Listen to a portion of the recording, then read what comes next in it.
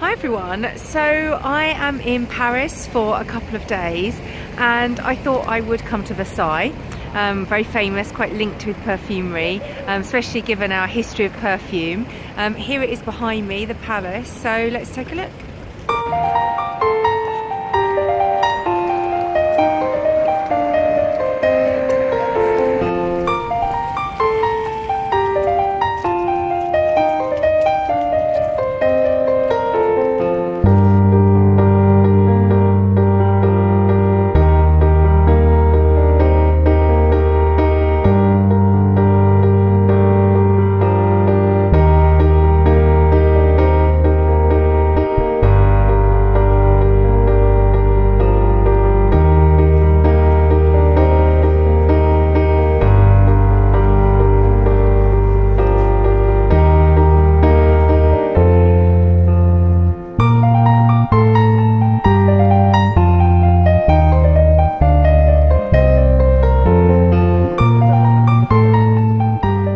So here I am standing outside one of the many entrances to the Palace of Versailles. Remember, this was one of Louis XIV's residences and he was known as the Perfumed Court. It was so interesting back then because of course they had a big fear of water, thinking that it spread disease. So one of the things that they used to do was, instead of bathing, they would literally scent everything around them, themselves, their clothes. In fact, visitors, as they would walk through the doors to the palace, would literally be doused in different perfume as a way of the royal court protecting themselves.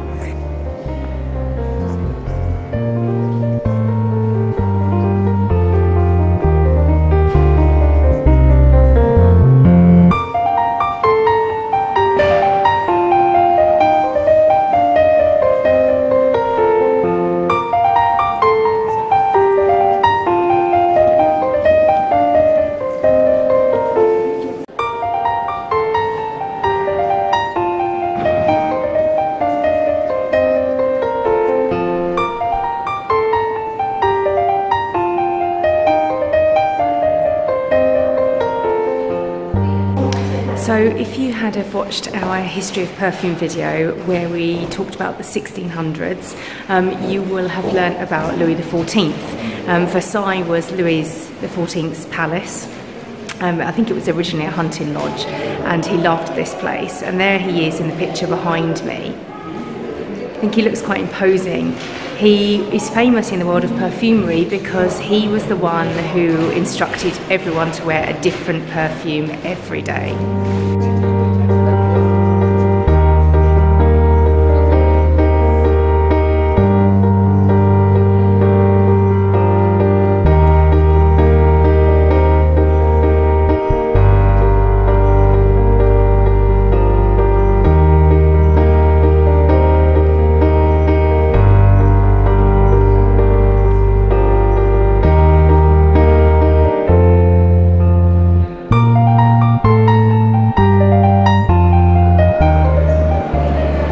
So I'm standing in the magnificent Hall of Mirrors.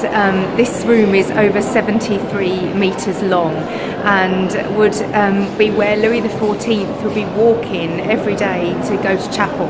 But it was also used as the interconnecting passageway, a very long one, between the King and Queen's state apartments. You can just imagine, can't you, the amazing sights and smells that you would see every day in this magnificent drawing room.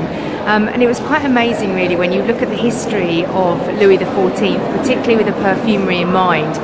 This whole palace was scented, so everybody would be literally covered in perfume. Not just the people either, but the soft furnishings and the clothes and the drapes. This whole palace would have been an incredibly fragrant place.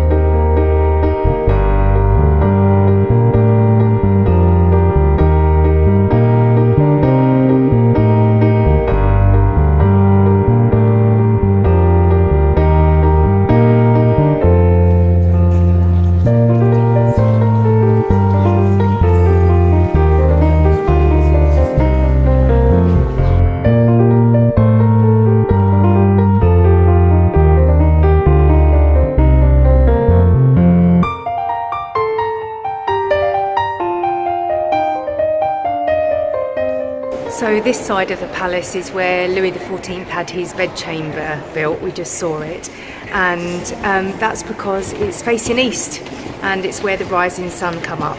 And of course Louis XIV was known, one of his names was the Sun King. So I'm here in one of the very grand bedrooms attached to various other kind of entertaining rooms. And you can just imagine, can't you, the intrigue and the sights and the smells that went on here, the lavish costumes that people wore in those days.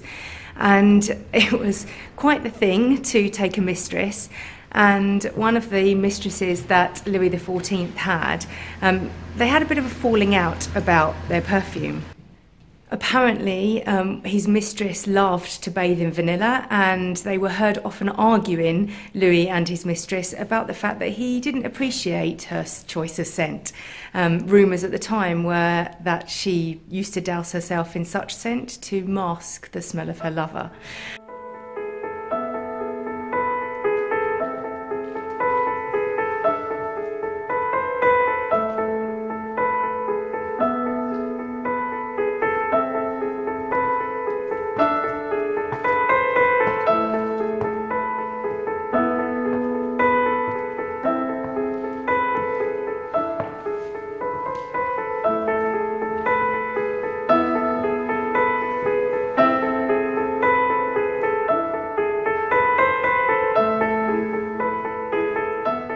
Fast forward to the 1760s, and we have now Louis XVI in charge of Versailles, and his wife, of course, was Marie Antoinette. And of course, she actually commissioned her own perfume. She adored and was obsessed by flowers, and she had her own gardens here at Versailles. Hopefully I'm going to go and have a look outside in a moment.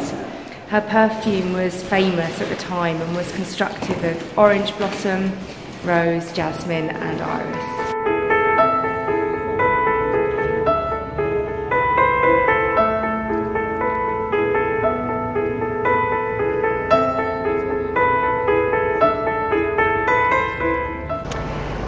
The palace gardens at Versailles are quite a sight to behold. They're built in the traditional structured French style where everything is in great symmetry. You can see the palace behind me, and if I just turn round, I'm standing quite high up, and behind me here you can see where there probably would have been fountains.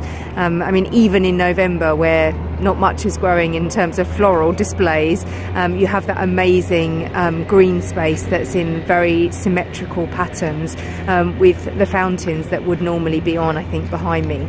I heard that even the fountains were perfumed here in the 17th century, so really quite amazing. You can imagine the lavish parties that must have gone on at this period, where everybody was showing off their various scents that their various perfumers had made for them. And you can imagine the beautiful florals like the orange blossom trees. Louis XIV had an orangery built, or an orangery, however you want to say it. Jasmine, rose, beautiful lavender, etc.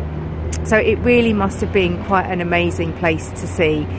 With all of that activity, with all of the ladies in their huge dresses and the men in their powdered wigs.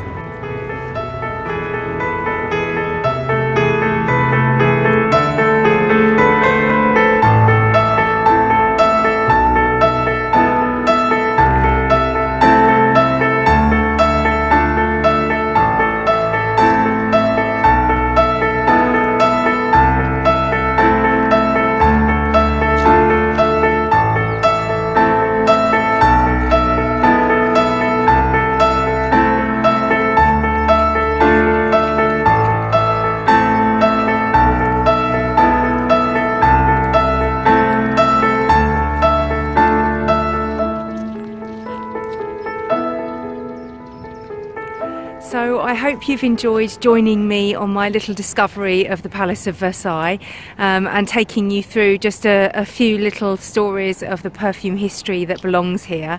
I do recommend that you visit it. I might come back in the summer where it's slightly warmer, but it has been a really big pleasure to come and have a look around.